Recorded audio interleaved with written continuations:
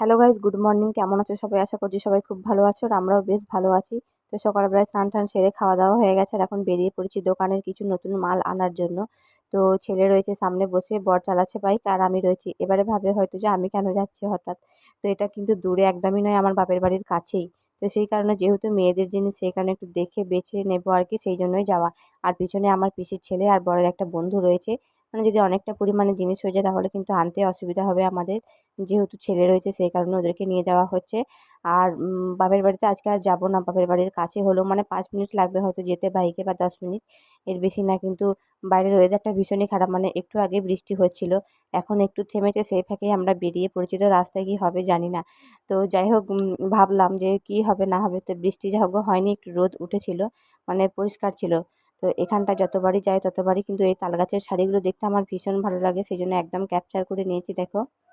তো চলো বন্ধুরা, ওখানে যাওয়া যাক, তারপরে তোমাদের সঙ্গে আবার কথা হচ্ছে।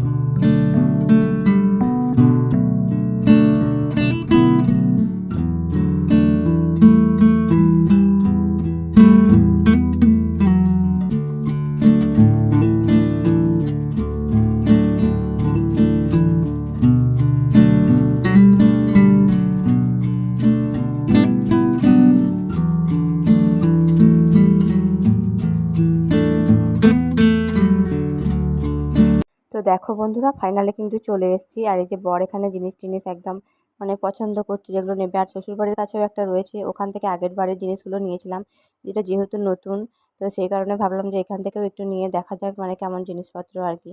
তো সেই জন্য একদম যাওয়ার পরেই আমাদেরকে সমস্ত একদম নামিয়ে দিয়েছে, মানে যা যা দরকার। তো একদম পুরো ভর্তি, এরকম 3টে রুম রয়েছে, 3টে রুমে একদম এত জিনিসপত্র রয়েছে, মানে তুমি যা চাইবে সেটাই পেয়ে যাবে। এই যে দেখো চারিদিকটা শুধু একদম পুরো ভরা। তো যেহেতু নতুন, হয়তো এখনো অনেক কিছু আসার বাকি রয়েছে। তো নতুনেই এত কিছু, আবার যখন একটু টাইম যাবে তখন বুঝতে পারছো কি হবে, মানে পা রাখার জায়গা হবে না, এমনই অবস্থা।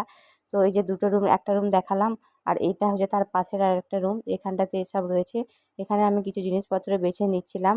তো এই যে এগুলো রয়েছে সামনে, সেগুলো নেওয়া হয়েছে, আরও কিছু দেখছি আর কি। আর এই যে আমার ভাই গেছিলো সঙ্গে, মানে পিসির ছেলে, সে একটু ক্যামেরাটা করেছে, কত রকম যে ক্যালি করেছে ওই একটুখানি ভিডিও। যাই হোক, ছেলেদের ব্যাপার বুঝতেই পারছো। তো সব কিছু কেনাকাটার পরে এখন বিল করানো হচ্ছে। তো কোন জিনিসটা কত দামে বিক্রি করব আমরা সেটাও বলে দিচ্ছি ওই দাদাটা। তো সেটাই এখন বরমশাই পিছন দিকে লিখে দিচ্ছে, মানে জিনিসটার পিছন দিকে যে সাদা জায়গাটা আছে ওখানে লিখে নিচ্ছে, না হলে তো ভুলে যাবো দোকানে গিয়ে এত জিনিসপত্র, বুঝতেই পারছো। তারপরে মানে দিতে দিতে অভ্যাস হয়ে গেলে তখন একটা মাথায় ঢুকে যাবে এই জিনিসটার এত দাম। তো এই যে নূপুর টুপুর নেওয়া হয়েছে, সেই সমস্তগুলো এখন দাম টাম করা হচ্ছে। তো এখানে অনেকটা টাইম কেটে গেল।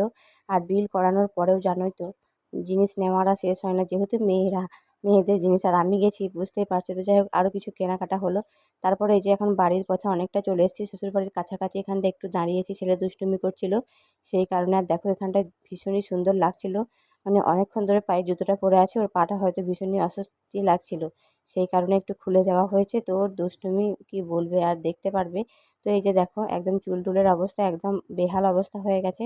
তো যেহেতু বাইকে এসেছি, এত পরিমাণে হাওয়া, এখানটায় দেখো রাস্তাটা ফাঁকা ছিল, সেই জন্য আমার ছেলেকে একটু নামাইছি, মানে পাটা যেহেতু ওর অস্বস্তি লাগছিল, ভাবলাম একটু হাঁটলে ঠিকঠাক লাগবে।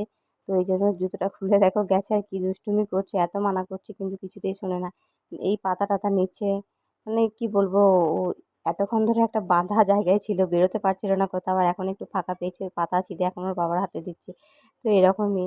যাই হোক, ও কিন্তু আমাদের সব জায়গায় সঙ্গে সঙ্গে, ওরও একটু ঘোরা হচ্ছে তাই না, জায়গাগুলো দেখা হচ্ছে। এমনিতে তো খুব একটা কোথাও যাওয়া হয় না, বাপের বাড়ি আর শ্বশুর বাড়ি, তো এই টুকিটাকি দোকানের জন্য এখন যাওয়া হয়।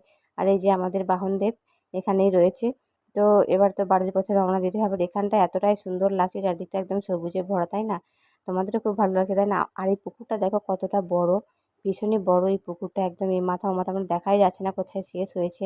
তো প্রথমে দেখে যেন মনে হচ্ছে নদী, কিন্তু আমরা জানি যে ওটা একটা বড় পুকুর, কিন্তু প্রথমে যারা দেখবে অচেনা মানুষ, তারা কিন্তু নদীই মনে করবে। তো চলো এখন বাড়ির দিকে রওনা দিই। মেঘটা কিন্তু কালো হয়েই রয়েছে, যেন এক্ষুনি বৃষ্টি নেমে পড়বে। আর ছেলের সাথে রয়েছে, তো সেই কারণে তো চলো আজকের মতো ভিডিওটা এখানেই শেষ করবো। আর তোমাদের যদি ভিডিওটা ভালো লাগে অবশ্যই লাইক, কমেন্ট, শেয়ার এবং চ্যানেলটি সাবস্ক্রাইব করো। আর অনেক অনেক সুস্থ থেকো, ভালো থেকো। তো চলো টাটা।